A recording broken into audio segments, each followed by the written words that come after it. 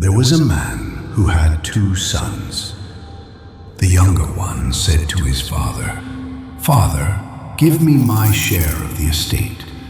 Not long after that, the younger son got together all he had, set off for a distant country, and there squandered his wealth.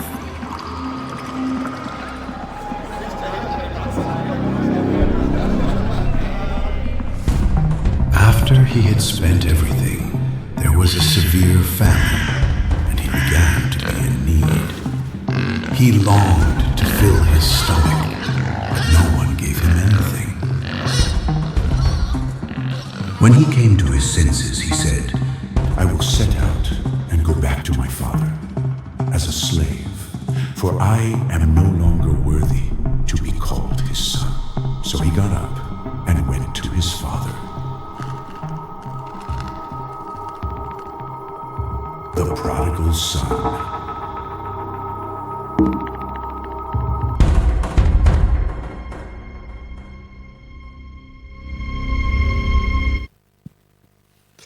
So vanmôre skop ons 'n reeks af. Ons gaan so in die volgende 3 weke so 'n bietjie by hierdie storie stil staan. Die storie van Lukas 15 wat praat van 'n vader wat compassion gehad het oor sy verlore seun. En ons noem hierdie reeks dan ook dit, presies dit, is compelled by compassion.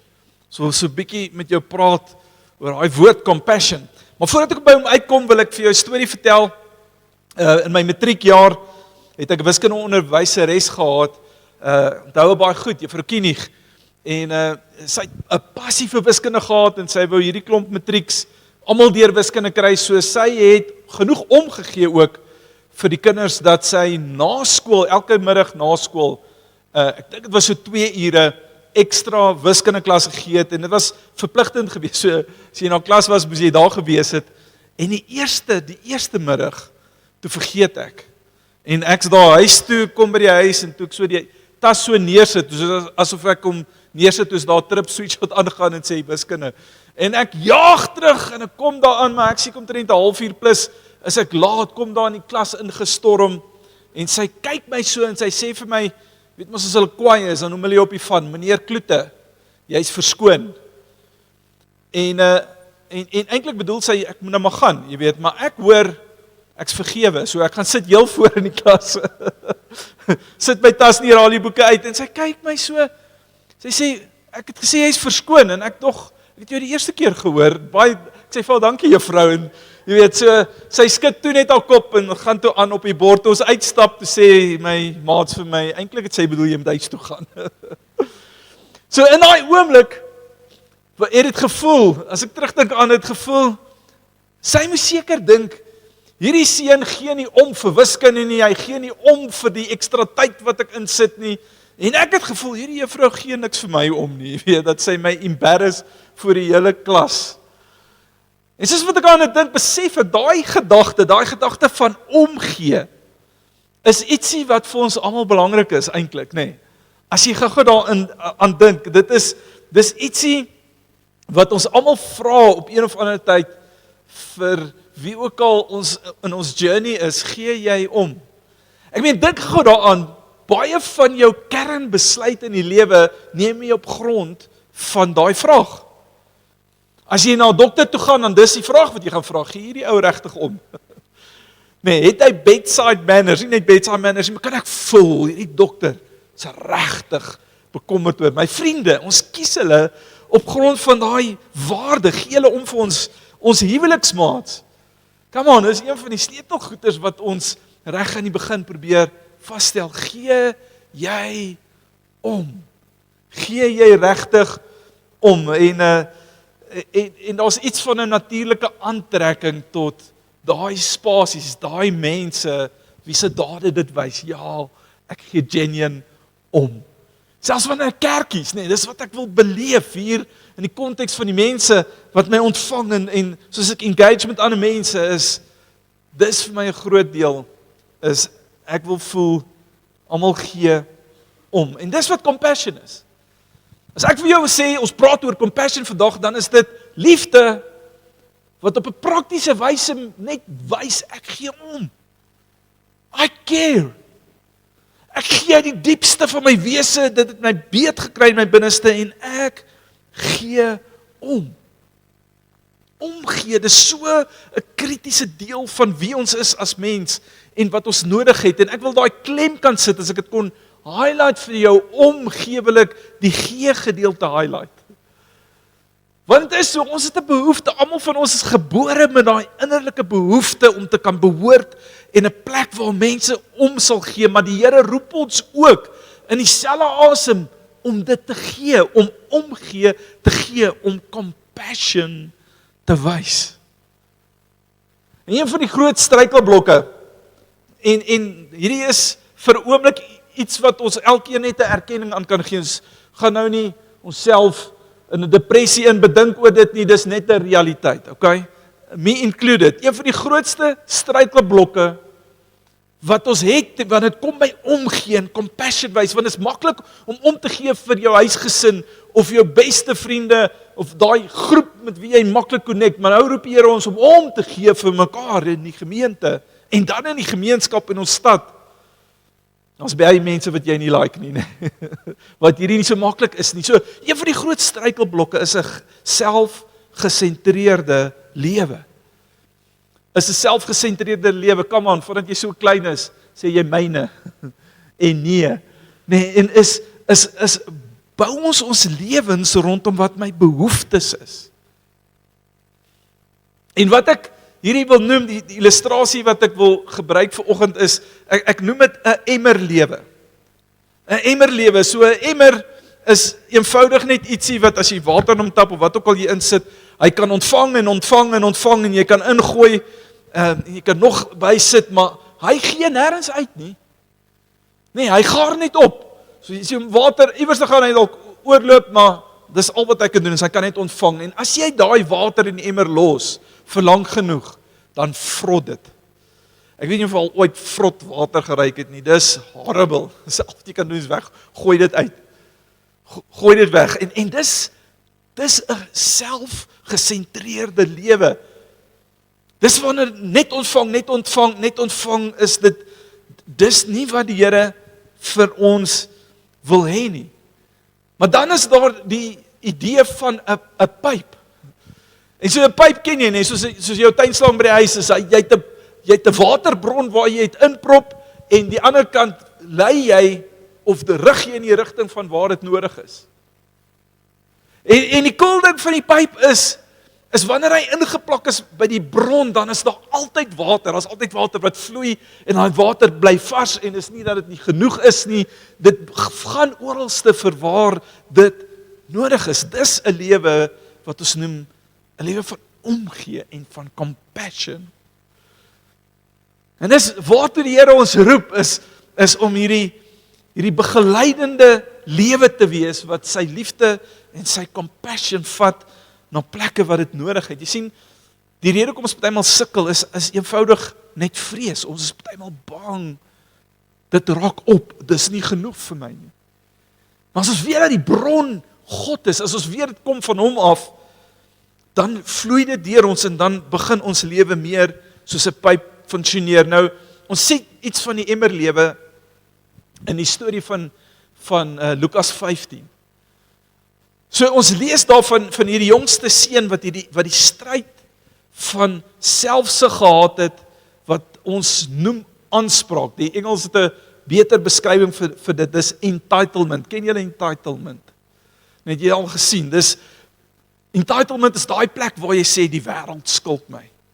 Wêreld skuld my, en jy weet, en die Here skuld my, en dis my, en dis wat hierdie jongste seun gesê het. Hy sê, pa, gee my wat my toekom. Nou dink vir 'n oomblik aan. Hy het hierdie voorreg gehad, hy het hierdie grace, hierdie genade gehad om in sy pa se huis deel te kan wees, sy pa se seun te wees. Dit wat sy pa gebou het, gaan hy miskien eendag die voorreg hê, die absolute voorreg hê om 'n deel in dit te hê, 'n erfdeel in dit te hê. Hy sê, gee my wat my toekom. Nee, en dan vat hy die pad, en dis die storie wat nou afgespeel het, is hy wou die seën hê, die blessing hê van sy vader, maar hy wou nie die verhouding hê nie. Hy het gevoel, ag, hierdie goed op die plaas. Hierdie goed, die manier hoe my pa goed doen, ek weet nie of ek saamstem nie, en toe vat hy die pad. Die oudste seun, sy selfsug stryd was sy eie selfregverdiging.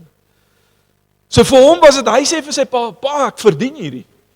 Ek het hard gewerk vir hierdie, en dit is so, hy het die regte goed gedoen. Hy het die regte goed gedoen, maar het sy pa se hart gemis. Sy hart was nie belyn met sy pa se hart nie. Hy wou op grond van verdienste homself elevate in 'n posisie in, wat sy pa eintlik klaar verniet vir hom gegee het. En so hier's die spanning vir my. Het maak nie saak of jy in die varkhok sit en jy het alles weggegooi en jy sit daar in jou eensaamheid en in jou alleenheid nie, of jy op die plaas werk waar jy alles reg doen en alles reg hanteer, maar jy kyk na jou broer of jy kyk na ander, jy dink jy's beter as hulle. Albei van hierdie is 'n emmer mentaliteit, want dit gaan oor die self, dit gaan oor my. Gaan oor my en albei van hulle was vasgevang in hierdie spasie van my lewe, my needs, dit wat ek nodig het, dit wat ek wil hê. En die resultaat vir albei was ook dieselfde, isolasie. Vir die jongste broer was dit daai isolasie in die varkhok op die einde van die dag, toe al sy vriende vir hom gesê het, okay, jou geld is op, ons gaan. En hy's alleen in die varkhok. En vir die oudste broer was dit die alleenheid en die eensaamheid toe hy wegstap en sê, ek wil nie saam met my pa en my boetie fees vier nie. En hy gaan sit iewers op 'n stomp buite en sulk. Die lewe is nie regverdig nie. Isolasie, nee. Isolasie waarin hy homself in daai situasie bevind, maar in die middel van hierdie spanning, hier is die mooi deel van die storie. Is daar die Vader. Die Vader wat iets kom wys wat jy nog nooit iewers gesien het nie. En ek wil vir jou iets lees daarvan wat Paulus oorskryf in die boek van Korinte, 2 Korintiërs 1 vers 3 en 4.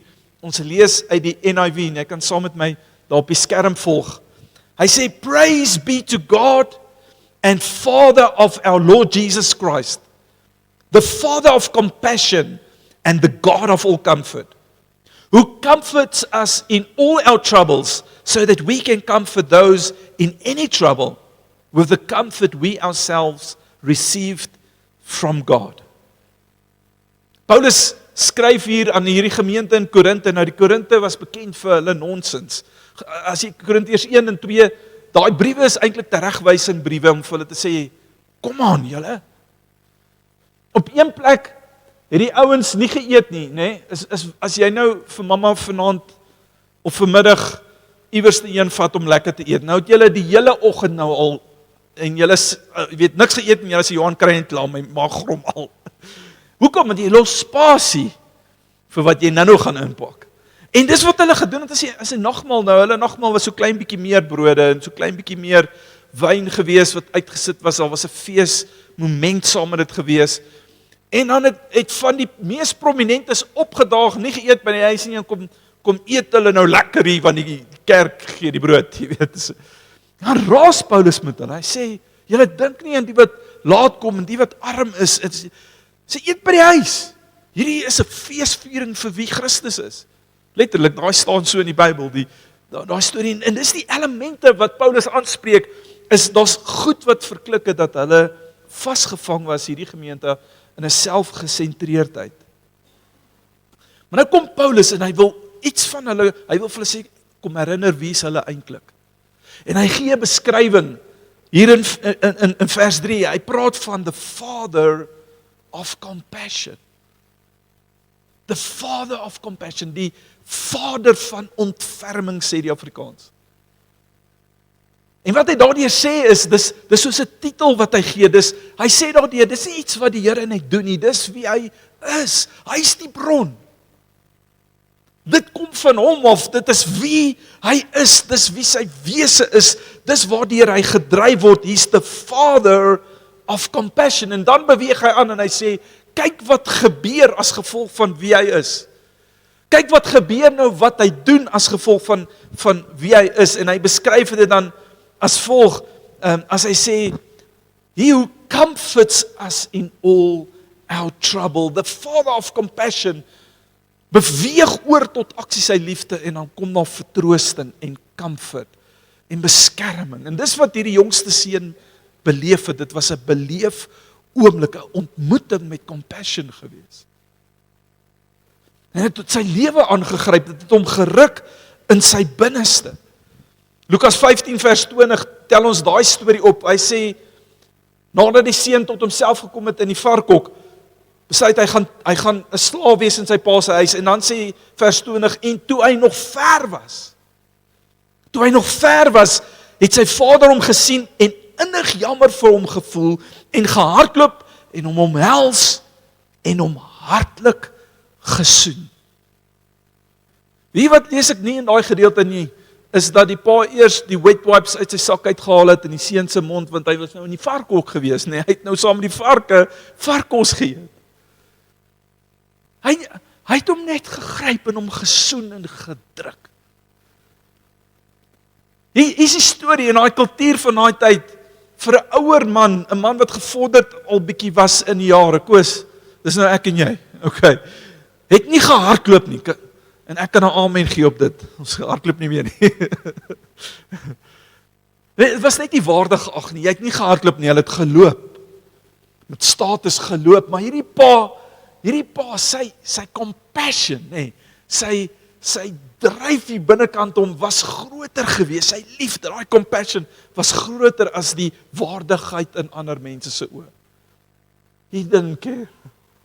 Hy het eenvoudig net gehardloop, hierdie seun van hom omhels en hom ge-embrace en vir hom in daai oomblik 'n ontmoeting van ware compassion kom gee.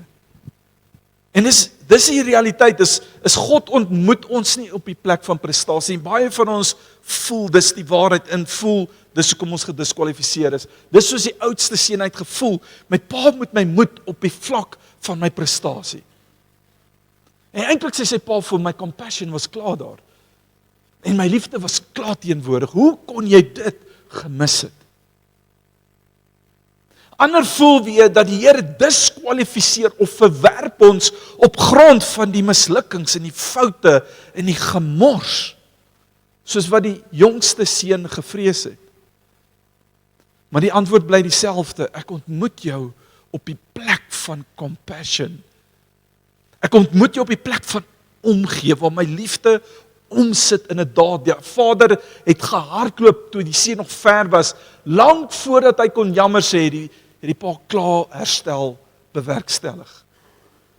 Het die pa hom klaar ge-embrace. Ons praat met jou oor we are compelled by compassion.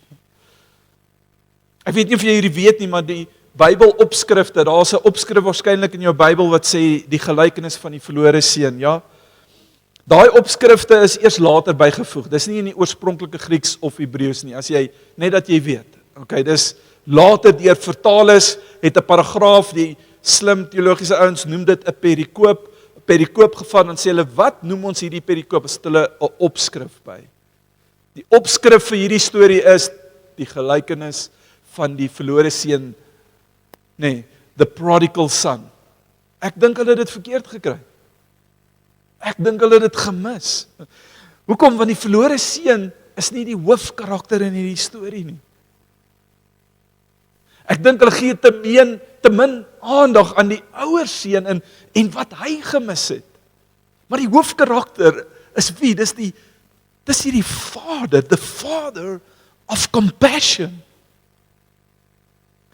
En ons kan identifiseer partymal met die verlore seun, of ons kan identifiseer as die ene wat alles reg doen op grond van ons verdienste, so probeer en ons bes te gee, en dan partymal kyk na ander en hulle judge en sê, jy maak dit nie. En dan Heilige Gees ons bewus maak van, ons moet almal lief hê, ons moet hulle nader trek, ons moet 'n lewe lei wat hulle nader aan Jesus bring, dan besef ek, man, ek het dit dalk gemis op daai ene. Wat hierdie skrif eintlik by jou en my wil los, wat hy in ons wakker wil maak is, wees soos die Vader.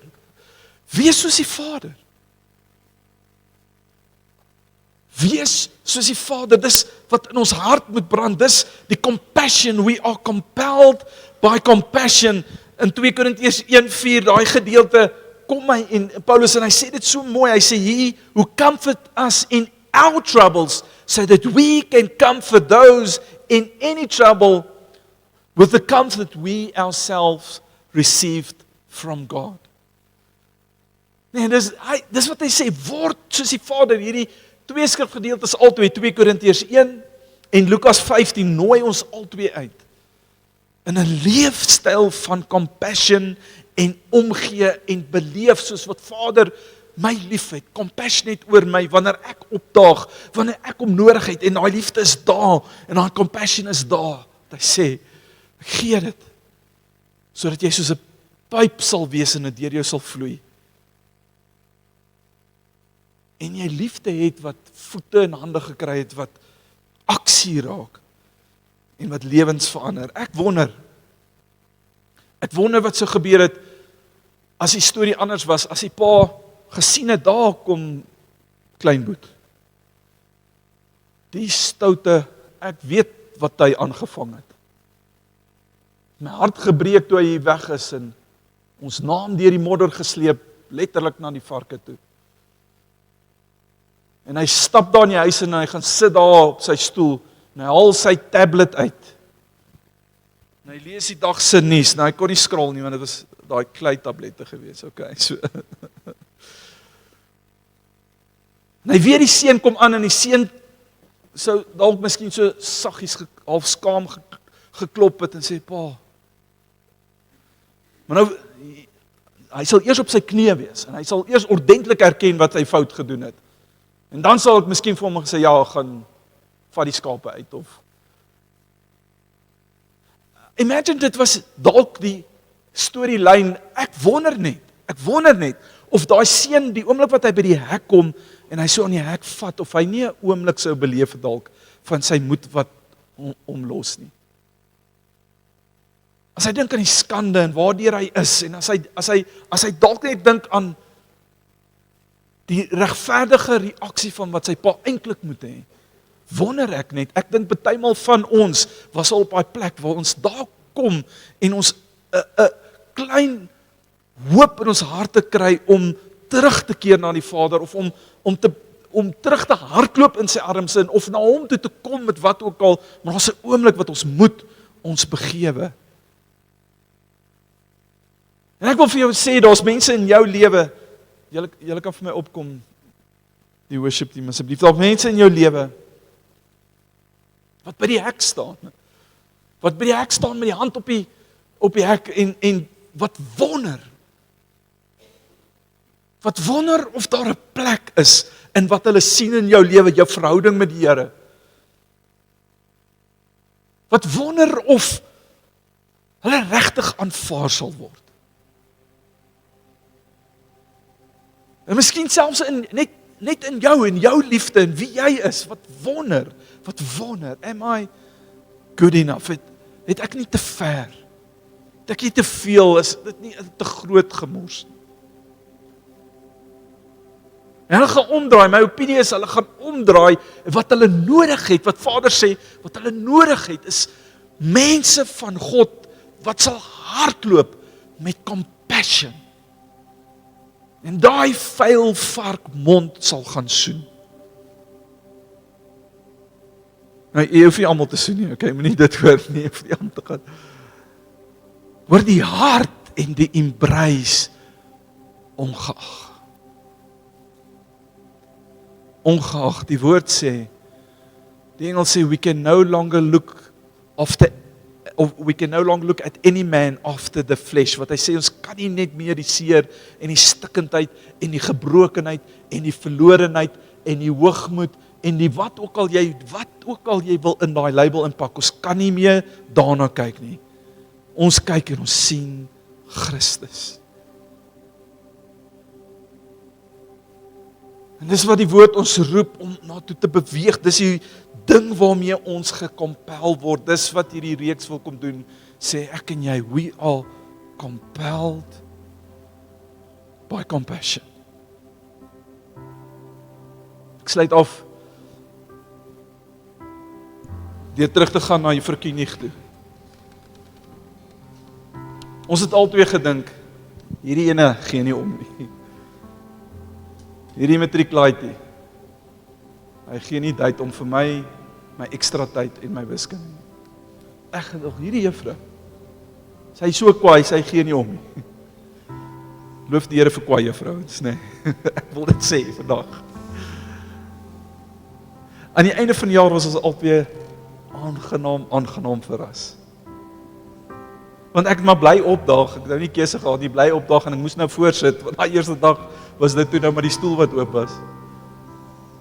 En ergens sit die Here die liggie aan, die wiskunde liggie. As jy hom nog nie gekry het nie, bly agter na die tyd soms vir jou bid nie, ek spot. Okay, maar ergens te kry ek 'n passie vir hierdie wiskunde. Ergens raak net vir my lekker, dis net, wow, ek hoef nie so hard te leer soos geskiedenis nie, as ek net hierdie goed verstaan. En ek raak al beste student. Ek deel hierdie storie vir jou, want hier's 'n punt hier agter. Ek was niemand se beste student nie, okay? Maar ek raak haar beste student. En sy beleef hierdie laat die gee om vir wiskunde en vir my. En rekordeksamen kom, en ek skryf rekordeksamen, ek mis onderskeiding met 2%, sy roep my een kant, sy sê vir my, Johan, nie meer meneer Kloete nie, sy sê vir my, Johan, jy het dit met 2% gemis. Kyk my in die oë. As jy jou alles gaan gee vir die eindeksamen, gaan ek vir jou 'n onderskeiding departement toe stuur. En in daai oomblik beleef ek net so, daai embarrassment in die begin van die jaar is weg, nee. Daai, kyk wat sy my in die oë gee en sê, ek glo in jou. Ek glo en ek gee genoeg vir jou om, dat ek hierdie ding gaan doen. Kom aan, jy kan. Hierdie is wie jy is. En ek gaan weg, en ek wiskunde het ek van gehou, want dit was vir my, ek weet, ek gaan nou iets sê wat baie nie gaan glo nie, maar het was vir my maklik, toe ek eers snap. Dit was lekker. Maar toe klim ek in die goed wat ek nie van gehou het nie, en wat ek moes leer, en moes in my kop kry. Hoekom? Want hierdie Juffrou Kinig, sê ek gee regtig vir jou. En omgee dit verander. Ek het vandag, het ek 'n onderskeiding op my matrieksertifikaat, dis die enigste een, okay? Dis die enigste een. Maar die rede kom my daar is omgee. Dis 'n rede, dis 'n tyd in my lewe toe ek nog baie gesukkel het met identiteit. En 'n klomp goed. Wat net 'n challenge op my lewe kom sit het. Dis die eerste plek waar ek myself kon neersit om te sê, daar is die vermoë. Omdat die juffrou gesê het, ek gee hom. Dis wat ek wil vir jou sê, is God gee vir jou so om, sy compassion, compel hom. Want dit is natuurlik die storie van God om te hardloop na jou toe. As jy die een is hier vanoggend wat by die hek staan, en jy wonder of die Vader jou gaan wegstuur, jy wonder of hy jou sal embrace, moenie wonder nie, hy gaan nie vir jou wegstuur nie, hy wag vir jou. Hy staan sy hand oor jou, hy embrace jou en soen jou met al die stikkend en seer, en alles wat jy dink om wegstoot. Sê, my seun, my dogter, was dood, maar kyk, hy of sy het lewendig geword. Kom ons hou 'n feesviering. Moenie wonder nie, maar terselfde in dieselfde asem sê ek vir jou, dat die Here roep ons tot 'n omgee wat ongekend sal wees in hierdie wêreld. That we will be compelled by compassion.